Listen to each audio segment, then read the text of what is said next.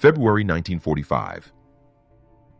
The war in Europe is drawing to a close. The Allied leaders have gathered in the Soviet Crimea to carve up the post-war world. On the surface, it is a unified front of liberation. But behind closed doors, British and American diplomats are signing a classified agreement with Joseph Stalin. It was one of the darkest betrayals in modern military history. As the Allied armies swept across Europe, they absorbed millions of displaced Soviet citizens. Many were prisoners of war. Others were families who had fled the previous regime. When they saw the American and British uniforms, they wept with relief. They believed they were finally safe under the protection of Western democracy. They were wrong. Stalin demanded that every single person be returned by any means necessary. He viewed anyone who had departed as a traitor to the state. To satisfy the Soviet leader and secure the release of Western prisoners, the Allies agreed. American and British soldiers were handed an unthinkable order.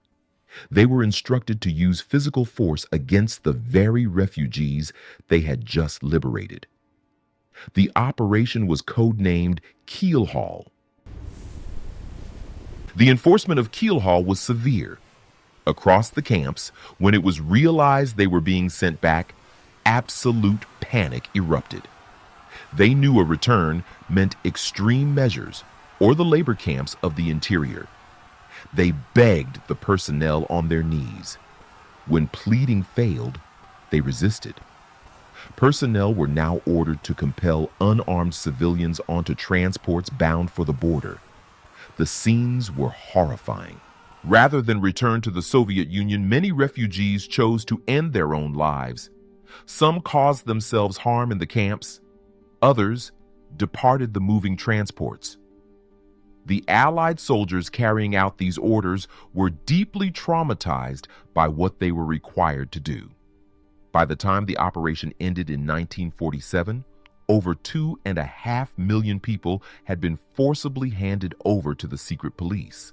For decades, the United States and Britain kept the operation highly classified, hiding the grim reality of the Yalta Agreement from the public. It remains a devastating stain on the legacy of the Allied victory. A stark reminder that in the intense reality of conflict, human lives are often just a tactical resource.